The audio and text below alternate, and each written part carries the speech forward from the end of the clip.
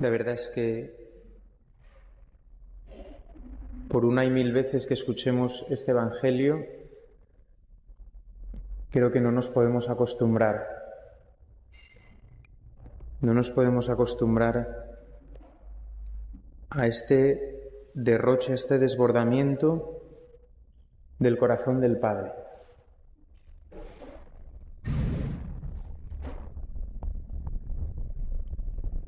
Al inicio del Evangelio decía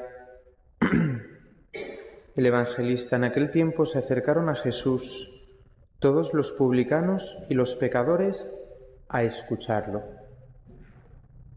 Los publicanos y los pecadores se acercan a escucharlo, es lo que están haciendo.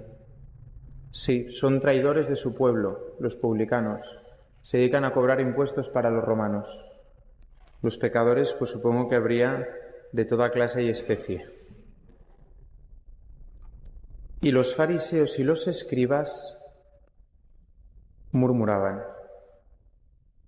diciendo: se acoge a los pecadores y come con ellos.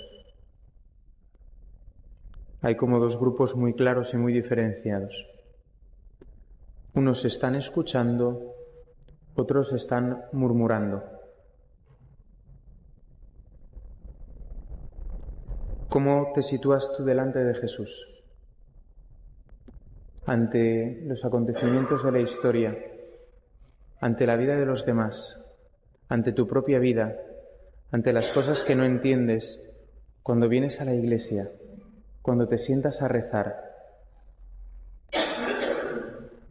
¿Vives escuchando o vives murmurando?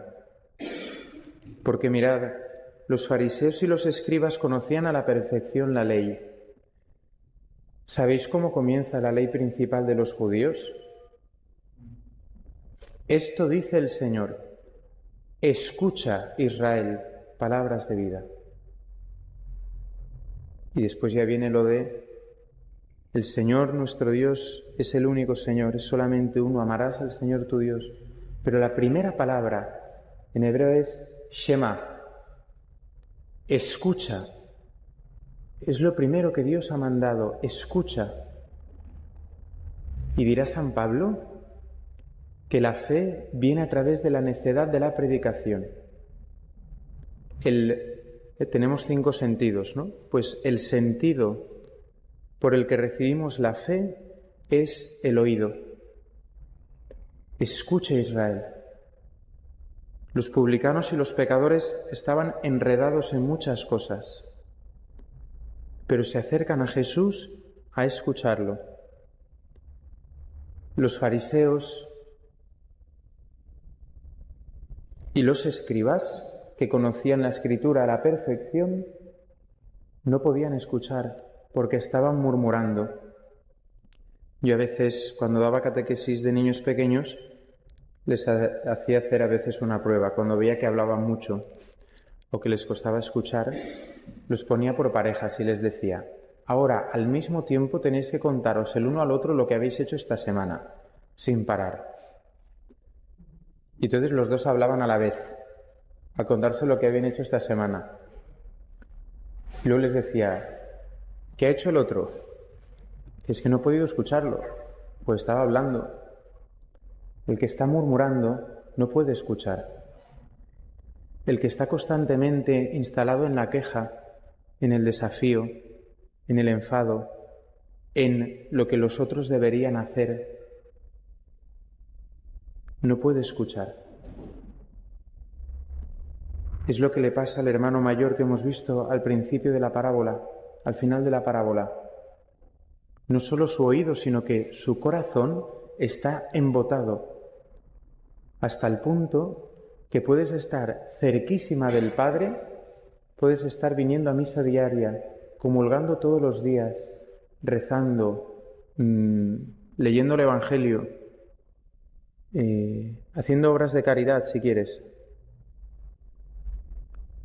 Pero puede ser que no estés escuchando y no te des cuenta de que el Padre te está diciendo: tú eres mi Hijo amado, en ti me complazco, todo lo mío es tuyo.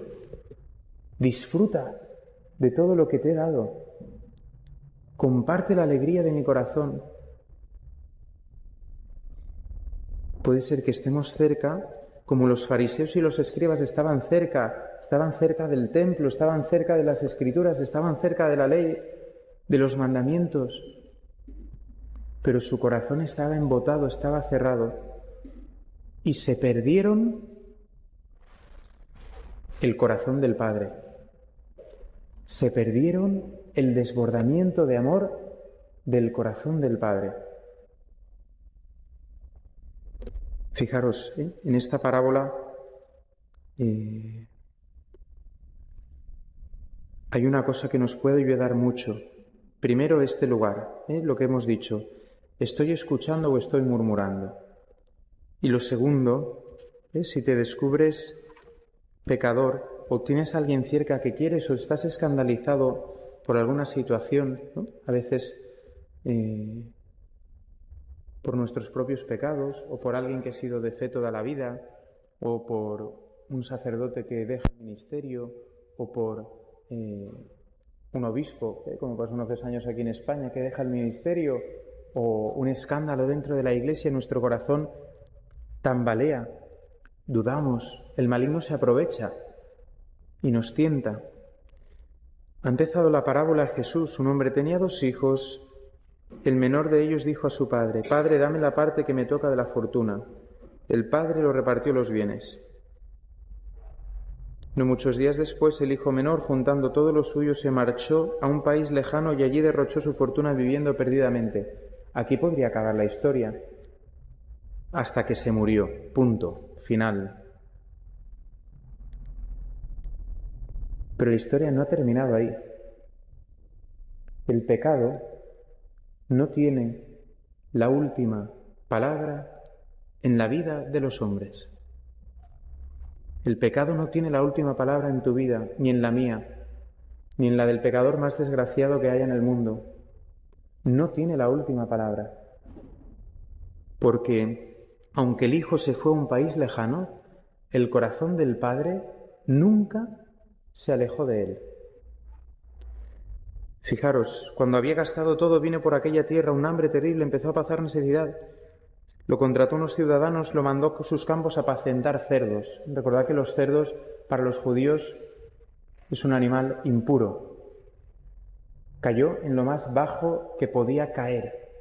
Aparte de que está en un país lejano, y Jerusalén para los judíos es el centro del mundo, que es donde está el templo y la presencia de Dios, y Israel es la tierra prometida. Aparte de estar lejos, está cayendo en lo más bajo.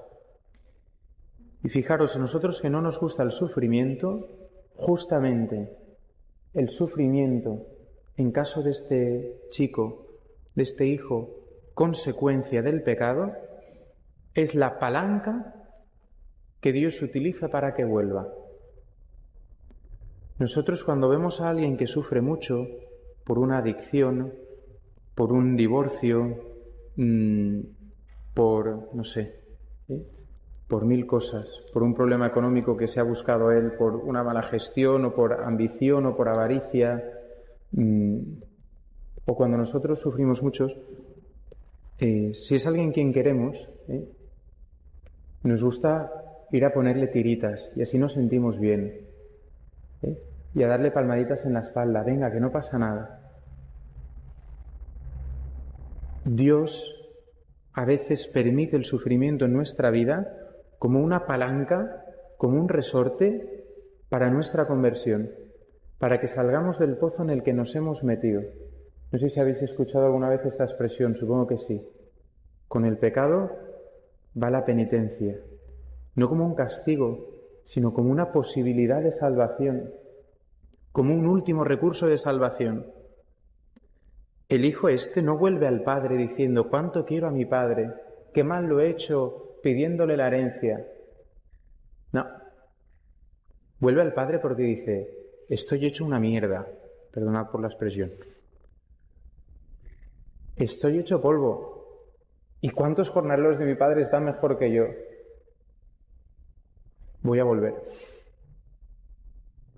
No vuelve por lo que en teología llamaríamos contrición. No vuelve por el dolor de los pecados. vuelve por atracción, vuelve por necesidad, por miedo a que se muere de hambre y nadie le da nada. Pero a Dios le da igual que vuelvas con una contrición perfecta, a que vuelvas por atracción, a que vuelvas medio pensionista. Dios está esperando que vuelvas. Y fijaros el detalle.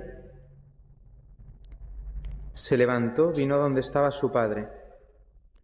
Cuando todavía estaba lejos, su padre lo vio y se le conmovieron las entrañas.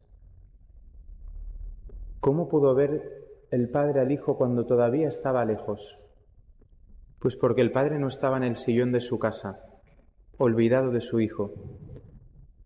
Si tú ves a alguien que viene caminando de lejos, es porque estás haciendo como un vigía, porque estás saliendo a otear el horizonte pensando, ¿será hoy? ¿Volverá hoy? Cuando tú te has alejado del corazón del Padre por el pecado, cuando tú te has olvidado de Dios, Dios no se ha olvidado de ti. Y aunque pienses que no ha salido a buscarte como el buen pastor y te ha recogido, tal vez está oteando el horizonte con su corazón de Padre, dejándote en tu libertad, esperando a que vuelvas. Él le hace un vestido de besos, lo cubrió de besos, ya conocemos toda la historia. Hace esta fiesta, empezaron a celebrar el banquete. La clave de este Evangelio la hemos escuchado en el Salmo. El Señor perdona todas tus culpas, cura todas tus enfermedades, rescata tu vida de la fosa, te colma de gracia y de ternura. No está siempre acusando, no guarda rencor perpetuo, no nos trata como merecen nuestros pecados, ni nos paga según nuestras culpas. El Señor es compasivo y misericordioso. Sin tener esto sellado en el corazón, no tiene sentido ni la Cuaresma, ni la confesión, ni el arrepentimiento, ni la lucha por la santidad, ni el rechazo del pecado. El motivo fundamental para que podamos nosotros vivir todo esto, la condición de posibilidades, que el Señor es compasivo y misericordioso, que no nos trata como merecen nuestros pecados ni nos paga según nuestras culpas. Esta es nuestra esperanza, que el final de la historia no está cuando se va a un país lejano ni cuando está apacentando cerdos, que el Señor va a luchar por ti hasta el último instante de tu vida, y hasta el último instante de tu vida en tu corazón habrá un grito que te dirá, vuelve.